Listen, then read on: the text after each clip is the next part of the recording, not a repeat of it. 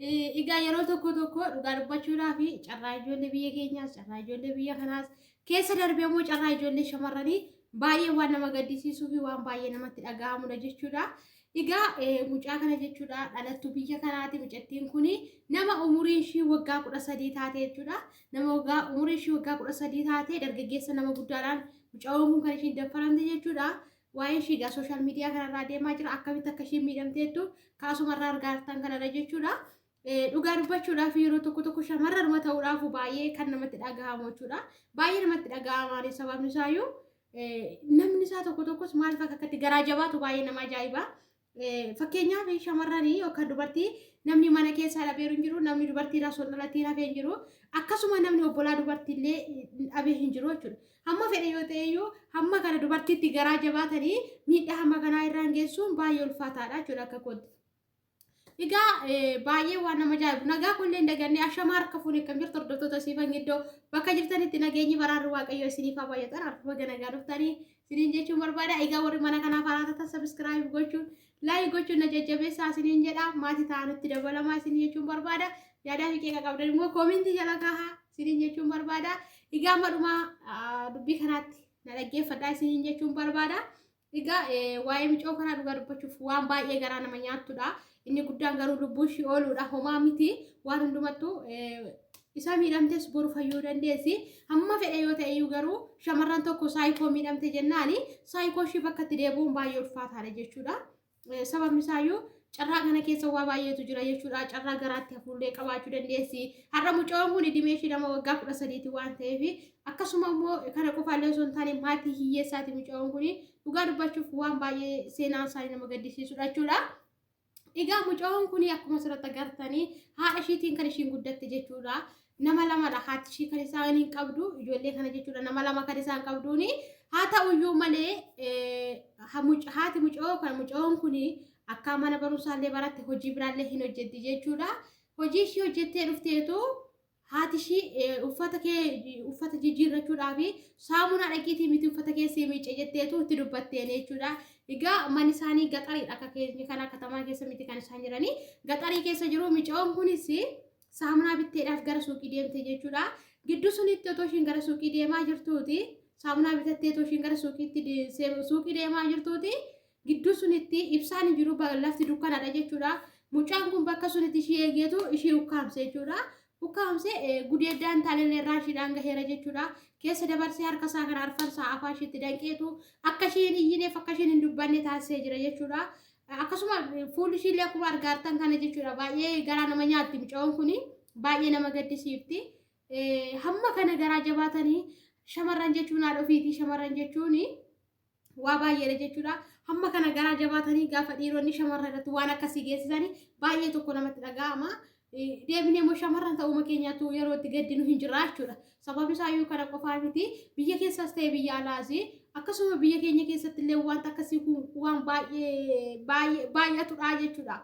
Wanni akka biyya kanaallee miti hamma tokko biyyi kun biyyoota teekinooloojiidhaan guddataniidha waan ta'eef hamma tokko qusatuuni akkasuma immoo daa'imni isaanii akka argan gadi hin bahan jechuudha.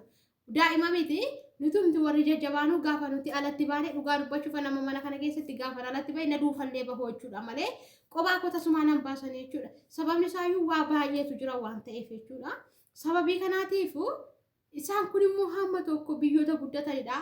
Biyya teekinooloojiin babal'ateerudha waan ta'eef daa'ima isaanii alatti baasanii namaa wal agarsiisuun barbaadan. Sababni isaayyuu daa'imni isaanii yoo alatti baate miidhaa kanaatu isaan irraan gahuu waan danda'uuf jechuudha. Baay'ee biyya kana keessatti baay'ee shamarran adamsuun baay'eedha jechuudha. Biyya kana keessatti baay'ee ulfaataadha. Shamarranii akka biyya Itoophiyaa sunii baatee galuun baay'ee ulfaataadha jechuudha. Itoophiyaa keessatti galata waaqayyoo amma xiqqummaa keenyarraa kaafnee nama waggaa 5 waggaa 6 taanee gabaa harmee keenya bishaan waraabaa caakaa keessa deemnee qoraan cabsaa waa hedduu dabarsineerraa jechuudha. Garuu hamma kana muluu darbee namoota tokko akkasuma daffaru malee galata waaqayyoo namni akkasittiin waan yeroo jiru jechuudha. Dhugaa dubbachuuf biyya kana keessatti osoo shamarranii akka kanatti deemu ta'ee biyya kana keessatti deebi'ee immoo ijoolleen keessattuu dubartoonni waggaa 18 fi waggaa 13 walii akka biyya keenya sunitti ala kana keessa deemu osoo ta'e dhugaa dubbachuudhaaf baay'ee ulfaataadha jechuudha biyya kana keessatti. Maaliif akka ta'e hin beekani baay'ee ulfaata. Egaa baay'ee ulfaataadha jechuudha. Haala akka biyya keenyaa miti jechuudha. Biyyi kuni akka argasuun bahanii hin galan jechuudha shamarran isaanii.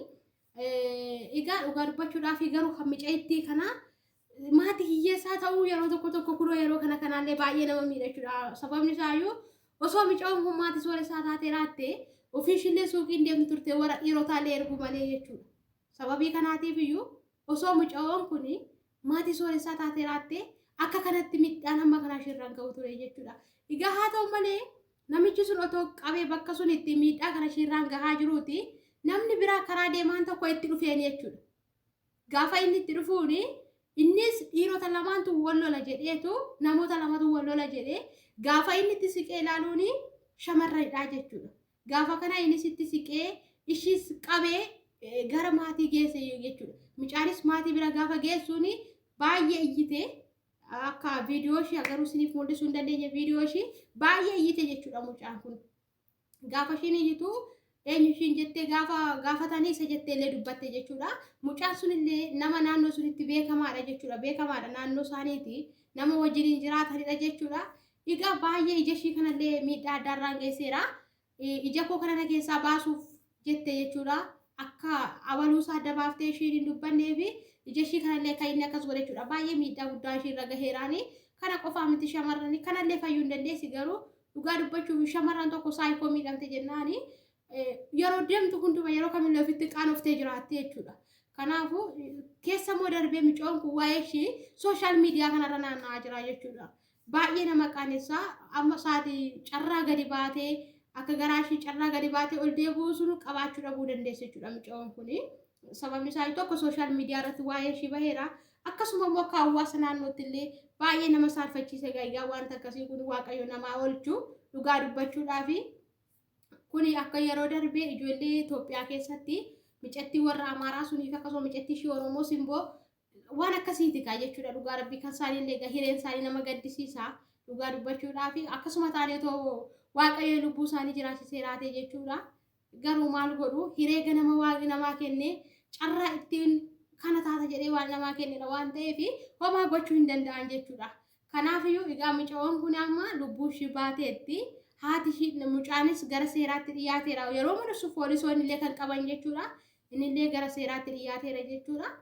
Dhugaa waaqa yeroo tokko seexanni kun jechuudha wanta daqiiqaa 2 yookaan daqiiqaa 3 keessatti namarraa galuuf yookaan immoo namarra darbuu fi fedhii daqiiqaa 1 daqiiqaa 2ti bakka kun garuu wanta umurii ofii muluutti sassaqanii fi wanta umurii ofii muluu itti gaabban nama hojjisiisa jechuudha seexan. Kuni namni jaalatee namarratti hammeenya yaadaa miti.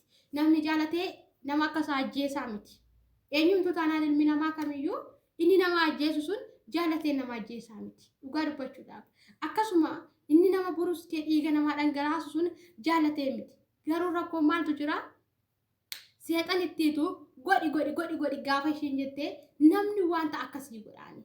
Waan akkasii gaafa godhan immoo jireenya namaa sun irratti abbaa suniif gufuu guddaadha. Lammaffaan ofii isaatiif illee gufuu guddaadha jechuudha inni kun. Kufaatii jireenya isaati, kufaatii diinagdee isaati. Wanta darbuuf jedhan jechuudha. Wanta daqiiqaa 1 daqiiqaa 2 keessatti darbuuf jedhamee lubbuu namaa kan galaafatamu.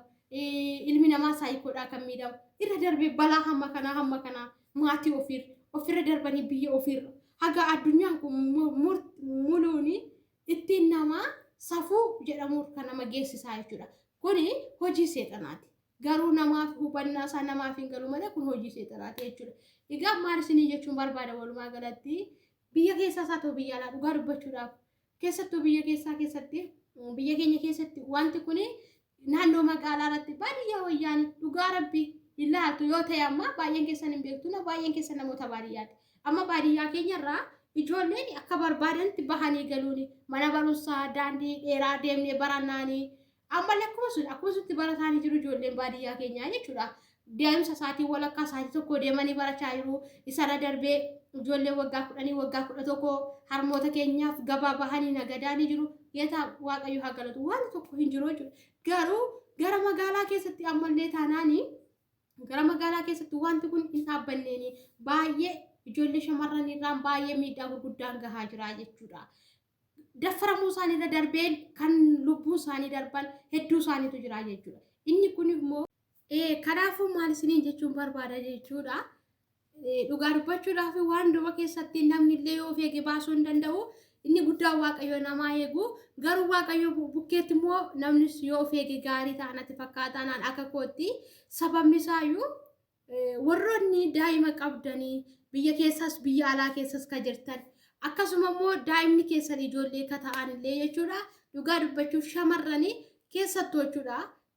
Shamarra waggaa 16 waliin rakkoo tokko illee qabu dhugaa dubbachuudhaaf waan fidiin garuu namatti malee jechuudha. Keessattuu ijoollota waggaa 8 haga waggaa 16 gidduutti warroonni shamarran akkasii ta'e qabdanii adaraa keessan jabeessaa ijoollee keessan eeggadhaa. Jireenyi isin jiraattan isinitti hafu ofii keessan wanta gootan hundumaa ofii keessan deemaatii godhaa jechuudha. Maaliif dhala keessan abiddatti hin kenniina dhugaa dubbachuuf. Simboon sun eessa dhaqxee kan ishiin miidhamte suuqii deemteeti mucaa sun karaa irratti baasanii kan isaan akkasuma godhanii jechuudha. Akkuma kana kun illee ilaala. Wanti kun baay'ee nama ajaa'iba jechuudha.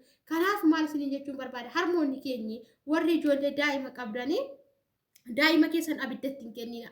Yoo dandeessanii jiruu keessan ofii keessan hojjetadha. Yoo dadhabdan garuu suuta jedhaa hojjetadha. Ijoo wanti kun wanta nu gaabbisiisudha. Kun hamma kana nu gaabbisiisa garuu jiruu keenya suuta jennee yoo hojjenne boris maal abbaasaa borsoo hojjennee hin naqamnaani. Kanaafiyyuu wanta darbuuf jennee waan borutti gaabbiruuf jennee dhala keenya fuunee abiddatti hin kenninu isiniin jechuun barbaada. Kanaaf warroonni daa'ima qabdan adaraa keessan daa'ima keessan sirriitti xiqqii godhaa eeggadhaa. Warri as teessanii daa'imni keessan gara biyya keessaallee jiran maatii daa'imni keessan bira jiran adaraa jedhaa dhaammadhaa isiniin jechuun barbaada.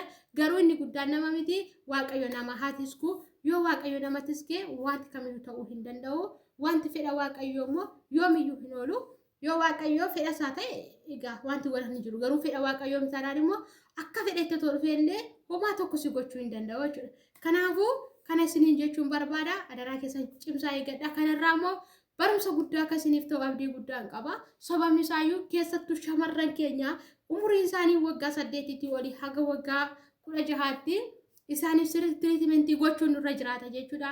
Ijoollee shamarran akkasitti of eeggannoo gochuun qabna nuti. Sababni isaayyuu shamarran isa miidhamtu qofa miti kan nuti ilaaluu qabnu jechuudha. Ijoolleen umurii malee gara waan akkasitti yoo galanii saayikoon daa'ima baay'ee miidhamaanii. Kun immoo tokko hanqina keenya numarratti daa'imni keenya ba'aa nurratti taati. Umurii ishii malee gaafa karaatti haftee kaayyoo karooran isaanii qabnurraa yoo karaatti hafanii akkasuma immoo deebi'anii yoo garaatti baatanii waa hedduutu jiraanii jechuudha. Baay'ee in ulfaataanii dhugaa dubbachuudhaaf. Kanaaf shamarran akkasii ijoollee akkasiitiif iddoo qabaachuu ni qabna jechuudha. Dhala keenya fuunee abiddatti kennuu hin qabnu isiniin jechuun barbaada. Waan hundumarraa uumaa keessanii lafa jirtanitti dhala keessaniif kadhadhaa. Itti dabalaatiin immoo of eeggannoo cimaa akkasiin taasiftan abdii guddaan qaba jechuudha. Egaa viidiyoon koo har'a kana fakkaata. Yoo isin tole viidiyoo kana sheer walii gochuuf hin dagatinaa isiniin jechuun barbaada. Egaa Waaqayyo yoo jedhe namichi kunis mana hidhaa galeera gaa'ii. Dhugaa Rabbii Yesuus baay'ee garuu faraduufis ni ulfaata. Hin faradee sitti faradama waan jedhuufi. Kanaaf hamma dhuma sagantaa kootti waan waliin turtaniif guddaa galatoomaa isiniin jechuun barbaada. Isiniin jaalladha isiniin kabajaa. Ulfaadhaa galatoomaa subscribe gochuun hin dagatinaa. Turtii gaarii bye bye.